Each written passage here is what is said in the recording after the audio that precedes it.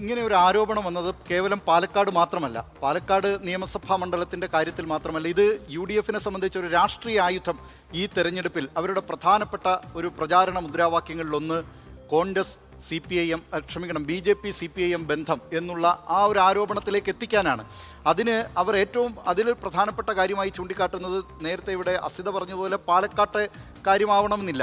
അത് യഥാർത്ഥത്തിൽ പാലക്കാട് നഗരസഭ BJP-യുടെ ശക്തി കേന്ദ്രം എന്ന് ഒഴിച്ചു നിർത്തിയാൽ മറ്റ് 2 പഞ്ചായത്തുകൾ LDF-ന്റെ ശക്തി കേന്ദ്രങ്ങളുണ്ട്. പക്ഷേ അവിടെ പോലും BJP-യെ പരാജയപ്പെടുത്താൻ UDF-ന് വോട്ട് പോകുന്ന സാഹചര്യമൊക്കെ ഉണ്ട്.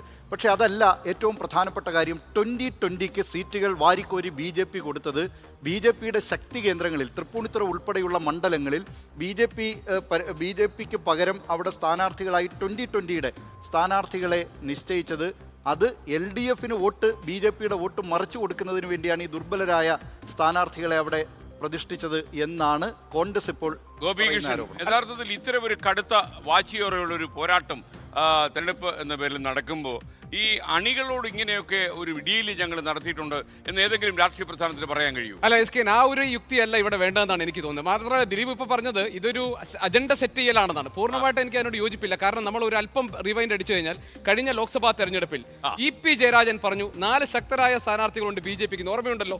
ആ സമയത്തും ഇതുപോലെ തന്നെ ഒരു ഡീൽ ആണോ നടക്കുന്നത്? ഇപ്പൊ കാരണം ഈ തൃശ്ശൂരിനെ അതിനു മുമ്പ് അരുവിക്കരയിൽ ഉമ്മൻചാണ്ടി പറഞ്ഞു. ഞാൻ പൂർത്തിയാക്കട്ടെ, ഇതെന്റെ സമയമല്ലേ, ഞാൻ പൂർത്തിയാക്കട്ടെ. താങ്കൾ വിയോജിപ്പ് പറഞ്ഞോളൂ. അല്ല,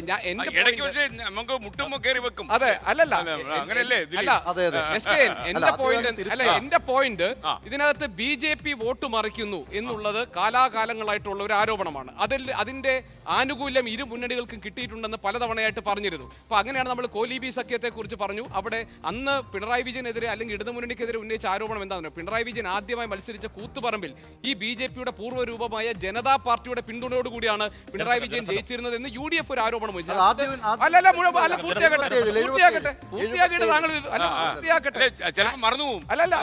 അല്ല, ഞാൻ പറയുന്നത് പിണറായി 70-ൽ മത്സരിക്കുമ്പോഴല്ല, 77-ലാണ് ജനസംഘം. അതും ജനസംഘമല്ല, ജനതാ പാർട്ടി തന്നെ ഞാൻ പറഞ്ഞത്. ജനതാ പാർട്ടി വോട്ട് കൊടുത്തു എന്നതായിരുന്നു ആരോപണം. അപ്പൊ ഞാൻ പറയുന്നത് ഈ BJP വോട്ട് എങ്ങോട്ട് പോകുന്നു, അതിന്റെ ആനുകൂല്യം ഈ മുന്നണികളിൽ ഏതെങ്കിലും ഒരാൾക്ക് കിട്ടുന്നു എന്നത് നേരത്തെ മുതലുള്ള ആക്ഷേപമാണ്. പക്ഷെ എന്താണ് ഇപ്പോഴത്തെ വ്യത്യാസം? BJP-യുടെ വോട്ട് ആർക്ക് കിട്ടുന്നു എന്നല്ല, BJP-ക്ക് കൂടി വോട്ട് മറച്ചു കൊടുക്കാനുള്ള ഒരു ഏർപ്പാട് ഉണ്ടാക്കിയിട്ടുണ്ടെന്നാണ്. പിന്നെ ഇവിടെ പറഞ്ഞു പാലക്കാട്, അവിടെ എന്തിനാണ് ഇപ്പോൾ ഇത് മറച്ചു കൊടുക്കേണ്ട ആവശ്യം, എന്താ അവിടുത്തെ പ്രശ്നം?